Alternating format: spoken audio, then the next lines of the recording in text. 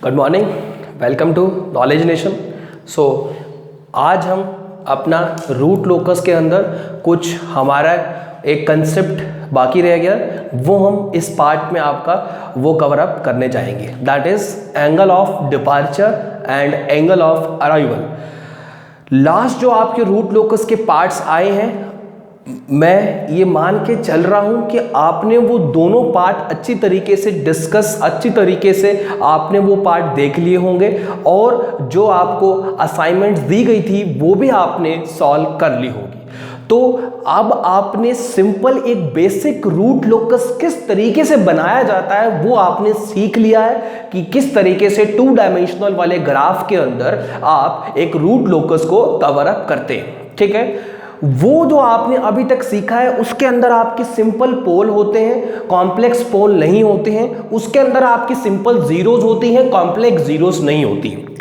तो वो ये कहता है कि जब आपके क्वेश्चन में आप पोल सॉल्व करने लगे, अगर वो कॉम्प्लेक्स पोल्स आ जाता है, अगर वो कॉम्प्लेक्स पोल आ जाता है, कॉम्प्लेक्स पोल का मतलब ये है कि जो आपका पोल है वो जे की फॉर्म में आपको दिखना स्टार्ट हो जाए। किसकी फॉर्म में दिखना स्टार्ट हो जाए? जे की फॉर्म में जब आपको वो दिखना स्टार्ट हो जाता है, that means is known as complex pole. तब आपको ऑटोमेटिकली उस रूट लोकस के अंदर एंगल ऑफ डिपार्चर फाइंड करना पड़ता है। कॉम्प्लेक्स जब पोल्स दिखते हैं तो एंगल ऑफ डिपार्चर की वैल्यू आपको फाइंड आउट करनी पड़ती है उन दोनों कॉम्प्लेक्स पोल्स के लिए। और अगर कॉम्प्लेक्स जीरोस दिखती हैं तो आपको एंगल ऑफ अराइवल की वैल्यू फाइंड आउट करनी पड़ती है ऑटोमेटिकली उस रूट लोकस के अंदर। ये आपकी अंडरस्टैंडिंग वो आपको कहेगा नहीं एंगल ऑफ डिपार्चर निकालो, एंगल ऑफ अराइवल निकालो। वो सिंपल आपको स्टेटमेंट देगा और बोलेगा ड्रॉ द रूट लोकस। आपको पहचानना है कि अगर कॉम्प्लेक्स पोल्स आ रहे हैं तो एंगल ऑफ डिपार्चर आपको निकालना है, अगर आपके कॉम्प्लेक्स जीरोस आ रहे हैं तो आपको एंगल ऑफ अराइवल वहां पर निकालना है। ये हम बात करेंगे, that is angle of departure. Angle of departure कब निकालते हैं मैं यहां पर लिख देता हूं, जब हमारे कॉम्प्लेक्स क्या होते हैं जी, पोल्स जब हमारे कॉम्प्लेक्स होते हैं तब निकालते हैं हम, और जब हमारी कॉम्प्लेक्स जीरोस होती हैं तब हम क्या निकालते हैं जी, आपका एंगल ऑफ अराइवल। ठीक है, जिसने एंगल ऑफ डिपार्चर अच्छी तरीके से समझ लिया उसको कोई प्रॉब्लम नहीं होने वाली है एंगल ऑफ अराइवल निकालने में। देखिए, मैं एंगल ऑफ डिपार्चर अच्छी तरीके से डिटेलिंग में बताने वाला हूं, आप उसको अच्छी तरीके से समझ लीजिएगा। एंगल ऑफ अराइवल करने में निकालने के लिए सिर्फ आपको एक प्लस का माइनस करना पड़ेगा, बाकी आपको कुछ चेंज करने की जरूरत ही नहीं है। दैट मींस अगर जिसने एंगल ऑफ अराइवल अच्छी तरीके से सीख लिया, वो एंगल ऑफ डिपार्चर सीख लिया, वो एंगल ऑफ अराइवल भी अच्छी तरीके से कर लेगा। तो बात स्टार्ट करते हैं। या आपको एक गिवन क्वेश्चन दिया है, कहता है कि ओपन लूप सिस्टम का जीएस आपको दिया है k divide by s into S plus 6 H square plus 4s plus 30। आपने सबसे पहले देखो इसमें जीरोस तो आपको दिख नहीं रही क्योंकि ऊपर कुछ नहीं है। पोल्स निकालने स्टार्ट किए मैंने, सबसे पहले मैंने स्टार्ट किए पोल्स निकालने। ठीक है, पोल्स आपने निकालने स्टार्ट किए। एक s0 पे पोल है, एक s-6 पे पोल था, और S square plus 4s plus 30। इसको जब आपने सॉल्व किया तो ही तो पोल्स निकलेंगे। चलिए सॉल्व करते हैं। माइनस बी वाला फॉर्मूला लगाएंगे, माइनस का 4 plus minus under root B square minus 4ac divide by 2 into A. Minus का 4 प्लस माइनस कितना हो गया आपका 6, 12 माइनस आपका, अगर हम बात देखो इसमें फॉर्मूला कौन सा लगा है पहले तो मैं आपको वो बता देता हूं। इसमें फॉर्मूला लगा है minus B plus minus under root B square minus 4ac divide by 2 into A वाला। ये आपको क्वाड्रेटिक इक्वेशन का फॉर्मूला अच्छी तरीके से पता होगा। ये आपका क्वाड्रेटिक इक्वेशन का जनरल फॉर्मूला होता है, that is minus B plus minus under root B का square minus 4a into C divide by 2 into A. Formula लगाया हमने। तो अगर मैं आपसे यहां पर बात करूं कितना हो जाएगा 12, और 12 माइनस, अगर देखो बड़ा तो माइनस का आएगा, 12 माइनस 6 कितना 6, और ये कितना बच गया 4 माइनस 1 इज 3 डिवाइड बाय 2। तो ये आपका आ गया -4। आपको पता है रूट के अंदर जब माइनस आता है तो हम आयोटा लगाते हैं, और 36 का कितना होता है 6 डिवाइड बाय 2। आपने 2 ऊपर से कॉमन लिया, माइनस का 2 प्लस माइनस में 3 ऑफ j। तो इसके दो कॉम्प्लेक्स रूट्स आपने सॉल्व किया, रूट्स किस टाइप के आ गए, कॉम्प्लेक्स आ गए। कॉम्प्लेक्स रूट्स का मतलब ये है कि जब आप उसको सॉल्व करने गए तो आंसर किस में आ गया, जे की फॉर्म में आ गया, आयोटा की फॉर्म में आ गया। आयोटा और जे सेम ही चीज होती है आपकी, जब भी आपके जो रूट्स हैं अगर वो जे की फॉर्म में आते हैं तब आपको दैट मीन्स जो अब आपको क्या लगाना है, तो आपके दो और आ गए, एक तो ये 0 और -6 आ गया, एक आपका आ गया -2 प्लस का 3j और एक आपका आ गया -2 और -3j। टोटल अगर मैं बात करूं कैपिटल P कितना हो गया 4, एक 0 एक -6 एक -2 प्लस 3j एक -2 3j। 0 तो यहां पर कुछ थी ही नहीं, आपकी नहीं थी। तो ये आपका फर्स्ट स्टेप था, देखिए, जिसके अंदर हम पोल्स और जीरोस निकालते हैं। अगर ऐसा क्वेश्चन आपका आया, आपने पोल्स निकाले, पोल्स आपकी जे की फॉर्म में आ गए, दैट मींस आपके जो पोल्स हैं वो कॉम्प्लेक्स हैं। कॉम्प्लेक्स पोल के अंदर हमको क्या निकालना होता है, एंगल ऑफ डिपार्चर निकालना होता है कॉम्प्लेक्स पोल्स के अंदर। अगर यहां पर कॉम्प्लेक्स जीरोस आती तो मैं क्या निकालता, एंगल ऑफ अराइवल निकालता।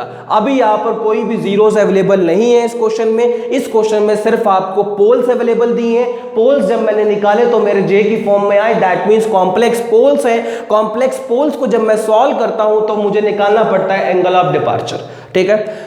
तो एंगल ऑफ डिपार्चर तो आपके पास बिल्कुल लास्ट स्टेप होता है रूट लोकस का। जब आपने ये पोल निकाले, P निकाल लिया, Z निकाल लिया, आपने उसके बाद क्या करना है, ये ग्राफ बनाना है। इसके अंदर देखो मैंने पोल लोकेट कर रहे हैं, एक 0 पे क्रॉस लगा गया बिकॉज 0 पे पोल है, एक -6 पे क्रॉस लगाया बिकॉज -6 पे पोल है, एक पोल है -2 और प्लस का 3j, ये वाला पोल यहां आएगा, -2 यहां से, +3j यहां से। एक पोल क्या है, -2 और -3j मतलब नीचे। याद रखिएगा ये वाली जो एक्सिस होती है दैट इज इमेजिनरी एक्सिस, ये वाली जो एक्सिस होती है दैट इज रियल एक्सिस।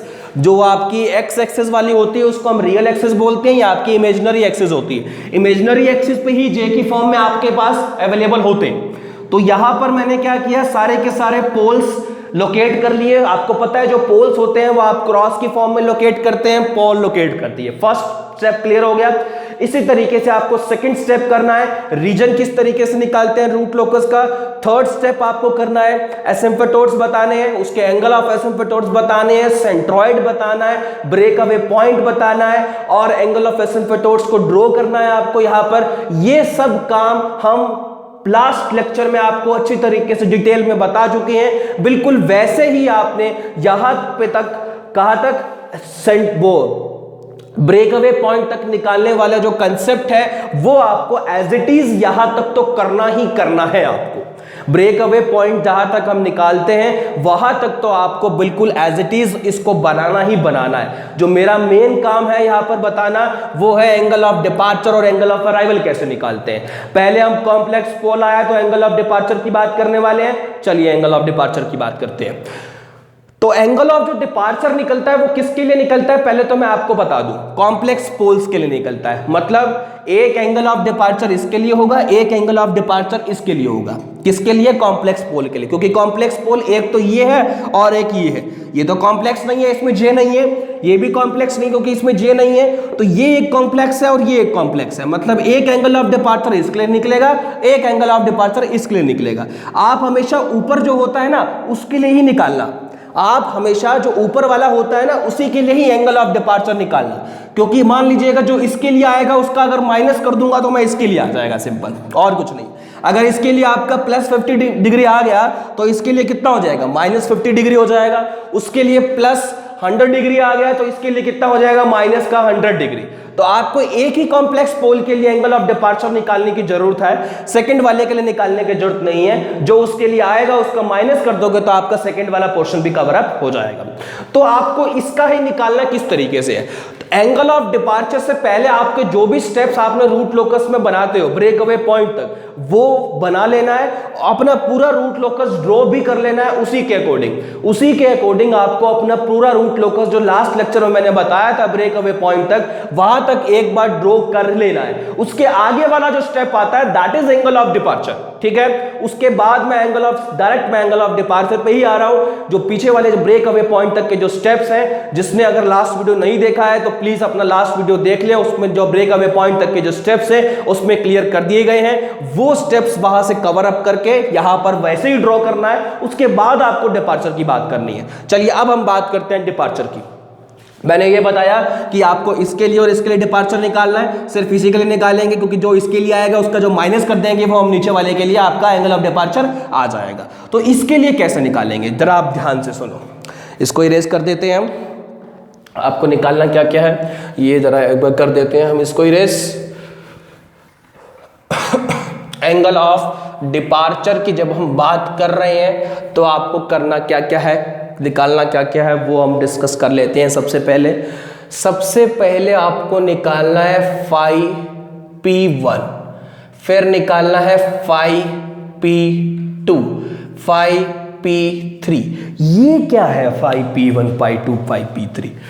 इस पोल के लिए मैं निकाल रहा हूं क्या, एंगल ऑफ डिपार्चर। इस पोल को ले लो, इस पोल को बाकी जितने बचे हुए पोल से उससे कनेक्ट करिए। देखिए इसके लिए निकाल रहे हैं, मैंने आपको बताया ऊपर वाले के लिए निकालना है, ठीक है। इसके लिए मैं निकाल रहा हूं इस पोल को बाकी जितने बचे हुए पोल्स है उससे कनेक्ट कीजिए, और अगर जीरोस है तो उससे भी कनेक्ट कीजिए। मैंने कहा कि एक ये इससे पोल से तो पहले से कनेक्ट है, एक ये वाला पोल है आपका, इससे कनेक्ट कर दीजिए। लीजिए एक इस पोल से कनेक्ट हो गया, एक ये भी पोल है इससे भी कनेक्ट करना पड़ेगा, कर दिया जी। कोई जीरो दिखाई दे रही है? बिल्कुल नहीं है कोई जीरो, क्योंकि इस क्वेश्चन में जीरो थी नहीं आपकी। जिस पोल के लिए एंगल ऑफ डिपार्चर निकाला जा रहा है उस पोल को बाकी बचे जितने भी आपके पोल्स हैं उससे आप पहले उसको कनेक्ट कर दीजिए। इससे कितने पोल बच गए? 1 2 3 बच गया, क्योंकि इसका तो हम निकाल रहे हैं, इसको छोड़ दीजिए। बाकी बच कितने गए? 3 बच गए, तीनों से कनेक्ट कर दिया। तो पहले वाले के साथ 5P1, दूसरे वाले के साथ 5P2, तीसरे वाले के साथ 5P3। इसे हम बोलते हैं एंगल। 5 को हम यहां पर क्या नाम दे रहे हैं? एंगल। ये एंगल कौन सा है? इस पोल का, जैसे इसको हम P1 मान लेते हैं, इस वाले पोल को हम P1 मान रहे हैं जी, इस वाले पोल को हम P2 मान रहे हैं जी, इस वाले पोल को हम P3 मान रहे हैं। क्लियर है मेरी बात? P1 P2 P3 नाम दे दिया, मतलब इस पोल का इस पोल के साथ एक्स एक्सिस के साथ वाला जो एंगल होगा दैट इज 5P1। इस पोल का इस पोल के साथ जो इस एक्सिस के साथ that is anti clockwise sense में जो आपका एंगल होगा दैट इज 5P2। इस पोल का इस पोल के साथ एंटी क्लॉकवाइज सेंस में जो डायरेक्शन होगा that is 5P3, that is 5P3 होगा आपका। बात क्लियर है मेरी? क्लियर है? चलिए, दैट इज 5P3। तो हम क्या फाइंड करेंगे? सबसे पहले 5P1 फाइंड करते हैं। 5P1 क्या होगा जरा आप ध्यान से देखिएगा। 5P1 कैसे हम फाइंड आउट करेंगे? मैंने कहा आपको तो इस एक्सिस, देखो यहां से ये वाला जो एंगल है एंटी क्लॉकवाइज सेंस में, ये आपका है 5P1। दिख गया आपको 5P1 कौन सा है? एक्स एक्सिस से इस वाली लाइन तक का जो एंगल है दैट इज 5P1। अब मुझे ये एंगल फाइंड आउट करना है, ठीक है।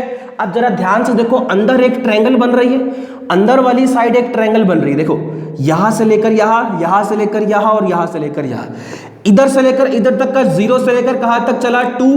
तो मतलब अगर मैं ट्रायंगल साइड में बना दूं आपकी, देखिएगा ट्रायंगल साइड में बना देता हूं, ये 2 है और यहां से लेकर यहां तक टोटल कितना है? ऊपर 3, क्योंकि देखो 0 plus j plus 2j plus 3j, height कितनी है? 3। ये एंगल मैं निकाल सकता हूं। कैसे निकाल सकते हो? आपको पता है ट्रिग्नोमेट्री का कंसेप्ट लगाना आता है। ये वाला जो एंगल होगा that is equal to tangent theta, perpendicular by base होता है टेन थीटा। तो परपेंडिकुलर कितना है? 3 और बेस कितना है? 2। तो थीटा का वैल्यू अगर मैं बात करूं आपसे, टेंजेंट इनवर्स 3/2। बात क्लियर है मेरी? किस तरीके से? Tangent inverse 3/2। देखिए ये आपकी अंदर वाली तरफ ट्रायंगल बन रही है, वो मैंने ट्रायंगल वहां पर क्लियर आउट कर दी। ये वाला कितना 0 से लेकर 2 है, ऊपर हाइट कितनी है 3 है, तो टेंजेंट थीटा क्या होता है? परपेंडिकुलर बाय बेस, सामने वाला परपेंडिकुलर दैट इज 3, बेस कितना 2, तो tan थीटा इक्वल्स टू 3/2, तो थीटा कितना? tan inverse 3/2। आपने क्या किया? ये वाला एंगल निकाल लिया, ये वाला एंगल आपने निकाल लिया, बट इसको हम थीटा बोलते हैं। आपको चाहिए कौन सा? वो चाहिए, ये आपने निकाल लिया। पूरा एंगल कौन सा है? 180 डिग्री होता है। अगर मैं पूरे एंगल में से ये वाला हटा दूं तो कौन सा बच जाएगा? 5p1 बच जाएगा। मतलब 180 degree minus 180 degree minus theta, अगर मैं पूरे में से थीटा को माइनस कर दूं तो कौन सा बच जाएगा? 5p1 बच जाएगा। अब जरा करिए एक बार, थीटा की वैल्यू कितनी है? टेंजेंट इनवर्स 3/2 है आपकी, ठीक है? टेंजेंट इनवर्स 3/2 आपकी सिंपल से इसकी वैल्यू है। तो इसको इरेज कर देते हैं एक बार हम। टेंजेंट इनवर्स 3/2 की डिग्री की जो वैल्यू होती है वो आप कहाँ से देखोगे? आप कैलसी में सॉल्व करोगे, क्योंकि एग्जाम में आपको साइंटिफिक कैलकुलेटर अलाउड है, तो वहां से आप किसकी वैल्यू निकालोगे? tan इनवर्स 3/2 डिग्री की वैल्यू आप वहां से निकालोगे। तो उसकी जो वैल्यू आपकी आती है tan इनवर्स 3/2 की, अगर मैं बात करूं तो वो आती है 56.3 डिग्री। कितनी आती है? 56.3 डिग्री। और इसको अगर आप सॉल्व करोगे तो जो वैल्यू आएगी कितनी आएगी आपकी? 123। अगर मैं उसमें से माइनस करता हूं तो अप्रॉक्स आपका रहेगा 6 degree, 123.6 degree, that is your 5p1। ये आपका वैल्यू किसका आ गया? 5p1 का। ठीक है, बात क्लियर है? इसको अगर आप देखो tan इनवर्स 3/2 कैलसी में सॉल्व करोगे तो वैल्यू आएगा 56.3 डिग्री। इसको अगर आप अप्रॉक्स माइनस करोगे तो वैल्यू आएगा 123.6 डिग्री। 5p1 सॉल्व हो गया। अब 5p2 ये है, ये वाला, और ये एक्स एक्सिस है, ये है, बिल्कुल है। ये कितने का एंगल है? यहाँ पर तो देख ही रहा है एंगल कितने डिग्री का है, ये 90 डिग्री का है। तो 5p2 डायरेक्टली कितना हो गया? 90 डिग्री। तो यहां लिख लो 5p2 is equals to 90 degree. अब 5p3 की बात करें, 5p3 ये रहा, इस वाले एंगल का इस वाले पोल से एंगल, ये रहा आपका एंगल दिख रहा है आपको, दैट इज थीटा डैश मान लेते हैं, थीटा डैश। यहां पर अगेन एक ट्रायंगल दिख रही है आपको, मैं ट्रायंगल यहां पर बना रहा हूं, देखिएगा यहां से लेकर यहां तक का पॉइंट कितना?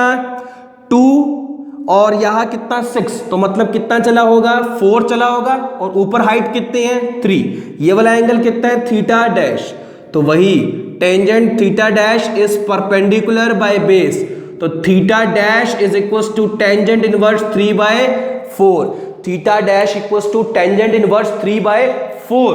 तो ये तो है ही एक्स एक्सिस से, तो 180 डिग्री में से माइनस करने की जरूरत तो है नहीं। तो ये आपका आ गया 5p3। कितना?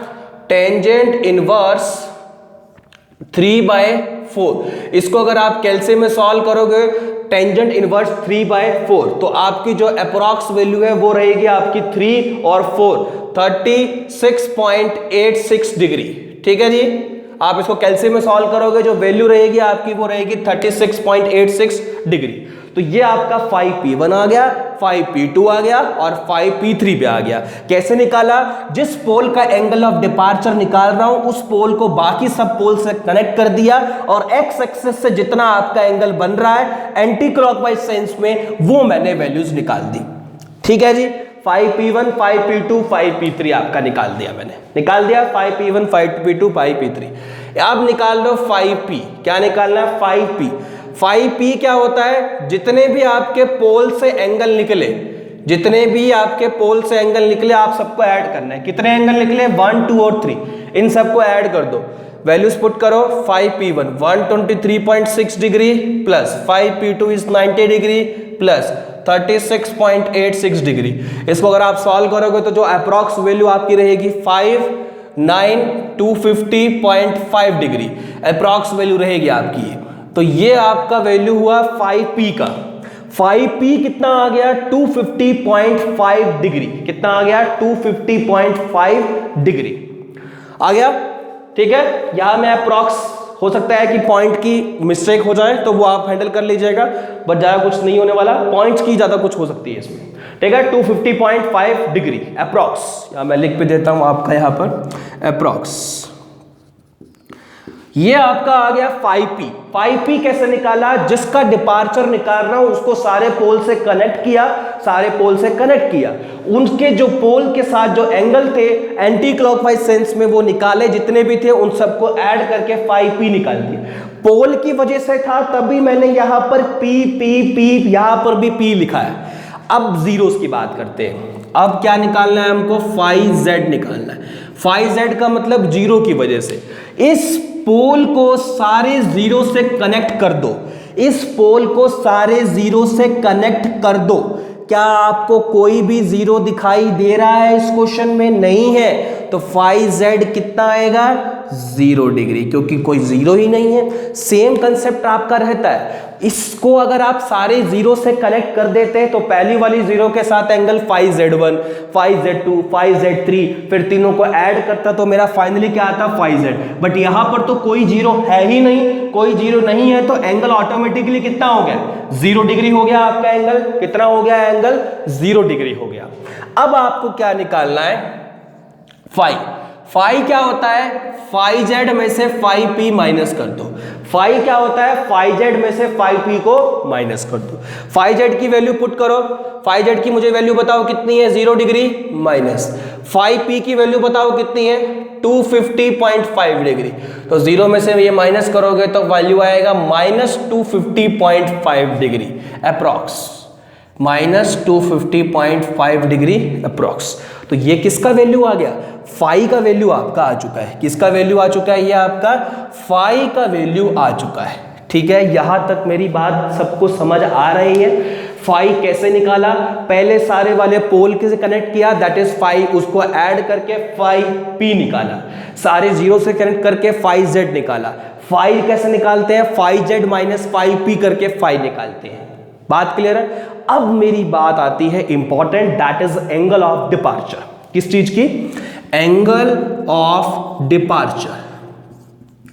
एंगल ऑफ डिपार्चर का जो फॉर्मूला है वो है 180 डिग्री प्लस 5। 180 degree plus 5। क्या आपके पास 180 डिग्री फाई की वैल्यू है? कितनी है फाई की वैल्यू?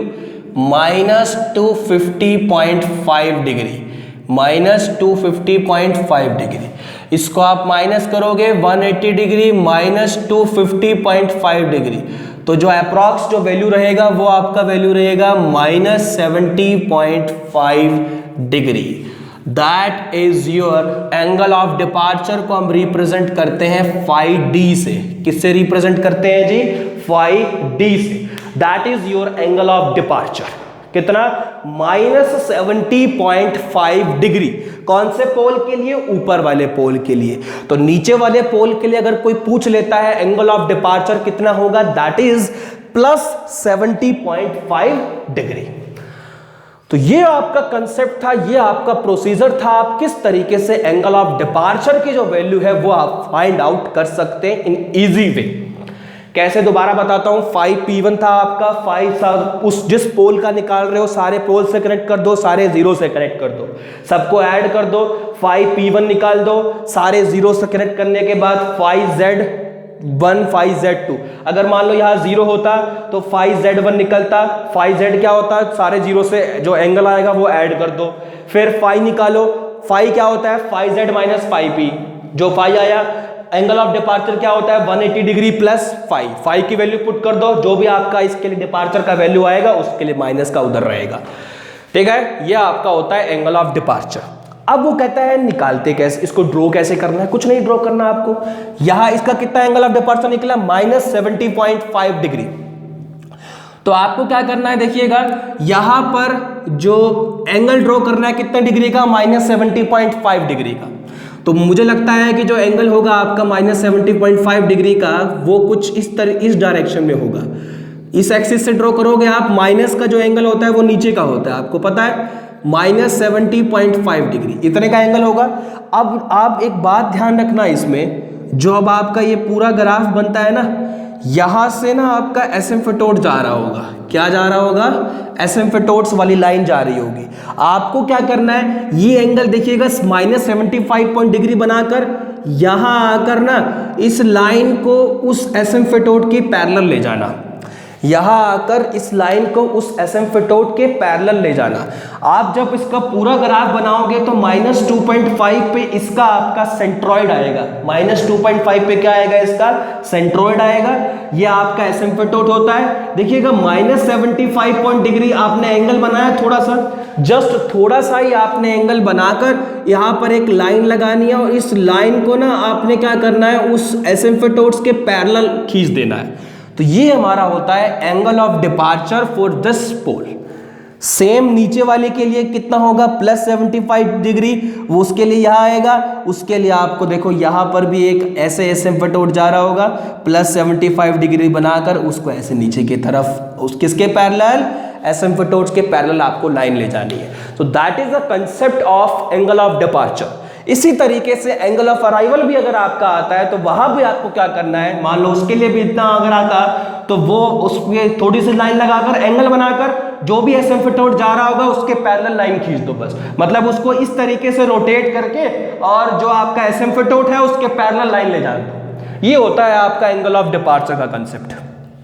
जब आपका कॉम्प्लेक्स जीरोस होता है तो एंगल ऑफ अराइवल आता है।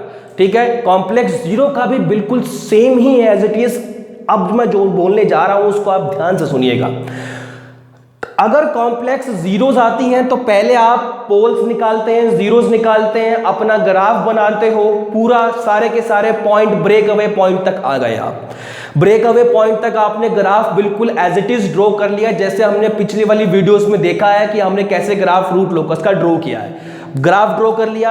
अब आपको पता है कि आपकी कॉम्प्लेक्स जीरोस आ रखी हैं। कॉम्प्लेक्स जीरोस वाले केस में मुझे क्या निकालना पड़ता है जी? एंगल ऑफ अराइवल निकालना पड़ता है। कॉम्प्लेक्स जीरोस वाले केस में मुझे क्या निकालना पड़ता है जी? कॉम्प्लेक्स जीरोस वाले केस में मुझे निकालना पड़ता है एंगल ऑफ अराइवल। क्या निकालना पड़ता है? एंगल ऑफ अराइवल निकालना पड़ता है। ठीक है, तो क्या करेंगे? दो कॉम्प्लेक्स जीरोस होंगी, एक ऊपर एक नीचे होगी। ऊपर वाली कॉम्प्लेक्स जीरोस को पकड़ लेंगे, ऊपर वाली कॉम्प्लेक्स जीरोस को ले लेंगे, उस जिसके लिए एंगल ऑफ अराइवल निकालना है। बिल्कुल सेम है, कुछ फर्क नहीं है। जिसके लिए आपको एंगल ऑफ अराइवल निकालना है, जिस जीरो के लिए, ऊपर वाले के लिए निकालोगे तो नीचे ऊपर वाले के लिए जो आएगा नीचे वाले के लिए वही माइनस हो जाएगा। ऊपर वाले के लिए +100 डिग्री आ रहा है तो नीचे वाले के लिए -100 डिग्री। आपको हमेशा ऊपर वाले के लिए निकालना है। ऊपर वाला आपने जीरो ले लिया, ऊपर वाला जीरो आपने ले लिया एंगल ऑफ अराइवल निकालने के लिए। कॉम्प्लेक्स जीरो ले लिया ऊपर वाला जिसका आपको एंगल ऑफ अराइवल निकालना है उसको अलग रखिए। उस वाले जीरो को जितने भी पोल है और जितनी भी जीरो है उससे कनेक्ट कर दीजिए। मान लो यहां पर जीरो होती है आपकी कॉम्प्लेक्स, उस कॉम्प्लेक्स जीरो को लेकर जितने भी पोल हैं और जितनी भी जीरो है सबसे कनेक्ट कर दिया। अब जितने भी पोल है ना उससे 5p1 5p2 5p3 निकालता, जितने भी जीरो है उससे 5z1 5z2 5z3 निकालता। बिल्कुल सेम काम, 5 निकालता 5z माइनस 5p कर देता। यहां तक बिल्कुल सेम आ गया। अब यहां आके चेंज हो जाएगा एंगल ऑफ डिपार्चर। तो क्या था एंगल ऑफ डिपार्चर का formula? 180 degree +5। Angle of arrival का फॉर्मूला होता है 180 डिग्री -5।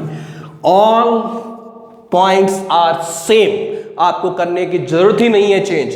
एंगल ऑफ डिपार्चर होता है 180 डिग्री +5, एंगल ऑफ अराइवल होता है 180 डिग्री -5। बाकी सब कुछ सेम, जो ऊपर वाले के लिए आएगा उसका माइनस कर देना, नीचे वाले के लिए आपका कंसेप्ट आ जाएगा। ये होता है एंगल ऑफ अराइवल। बस फर्क क्या है इसमें, हमने कॉम्प्लेक्स पोल को पकड़कर सारों से कनेक्ट करके आपने काम किया है। एंगल ऑफ अराइवल में कॉम्प्लेक्स जीरो को लेकर सारे पोल से कनेक्ट करके और सारे जीरो से कनेक्ट करके ये वाला काम होता है पूरे का पूरा। यहां तक बिल्कुल सेम रहता है 5 तक।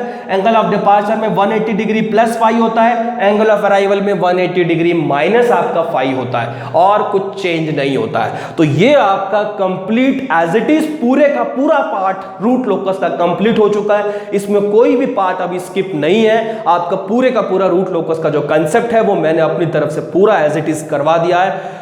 तो जितना भी हो सके आप इस वीडियो को प्लीज़ शेयर करिए, और जिन्होंने अभी चैनल सब्सक्राइब नहीं किया है तो वो प्लीज़ चैनल सब्सक्राइब कर दें ताकि मैक्सिमम नंबर ऑफ स्टूडेंट्स तक ये जा सके, और जो आपकी नई वीडियोस आएंगी उसकी जो नोटिफिकेशन है वो आपको मिल सके। ठीक है, तो हम ये सोच रहे हैं कि जैसे ड्यूरिंग लॉकडाउन आप देख रहे हैं कि यूनिवर्सिटीज़ थोड़ा अभी बात चल रही है इसके ऊपर, ओपन बुक एग्ज़ाम के ऊपर, तो हम ये सोच रहे हैं कि ओपन बुक एग्ज़ाम पे आपकी एक लाइव वीडियो आपको दी जाए जिसके अंदर हम लाइव आपके सामने आए और उस ओपन बुक एग्ज़ाम के बारे में आपको इन्फॉर्मेशन दें। और अगर आप चाहते हैं कि अगर आप वो जो लाइव वीडियोज़ हैं हम बनाएं, तो जो चाहते हैं लाइव वीडियोस डाली जाए तो वो प्लीज़ कमेंट कर दीजिए, यस सर आप बनाइए लाइव वीडियोस, हम वहाँ पर आपके जो हमारे डाउट्स हैं वो क्लियर करने आपके सामने आएंगे। क्योंकि देखो जब लाइव आने का मतलब ये होता है कि जो सामने वाला जब क्वेश्चंस पूछेगा तभी हम उसके आंसर दे पाएंगे, अदरवाइज हमने तो अब बताना ही है आपको कि ओपन बुक एग्जाम के बारे में बेसिकली होता है क्या। ये हम ऐसा इसलिए कर रहे हैं क्योंकि मोस्टली स्टूडेंट को ओपन बुक एग्जाम के बारे में नहीं पता है, और जो यूनिवर्सिटीज़ हैं वो इसके बारे में सोच रहे हैं कि ओपन बुक एग्जाम लिया जाए, क्योंकि आपको पता है कोविड-19 की वजह से सारे यूनिवर्सिटीज़ अभी क्लोज हैं, आप उसको नहीं ओपन कर सकते हैं, इसलिए मोस्टली स्टूडेंट्स को अभी तक ओपन बुक एग्जाम के बारे में नहीं पता है, ताकि नंबर ऑफ स्टूडेंट तक ओपन बुक एग्जाम के बारे में इंफॉर्मेशन चली जाए और उनको समझ आए कि बेसिकली ओपन बुक एग्जाम आपका होता क्या है। इसलिए हम चाहते हैं कि एक वीडियो डाली जाए, अदरवाइज हम रिकॉर्ड करके भी डाल सकते हैं बट उसमें आप जो इंटरेक्शन होती है वो नहीं हो पाएगी। हम ये सोच रहे हैं कि लाइव आ जाएं आपके सामने, तो जो इंटरेक्शन है वो अच्छी तरीके से हो पाएंगे। जो भी स्टूडेंट्स चाहते हैं कि ये काम हो तो आप प्लीज़ कमेंट कर दीजिए, यस सर आप आइए, हम डाउट्स लेने के लिए आपके सामने वहाँ पर आएंगे। ठीक है, थैंक यू वेरी मच।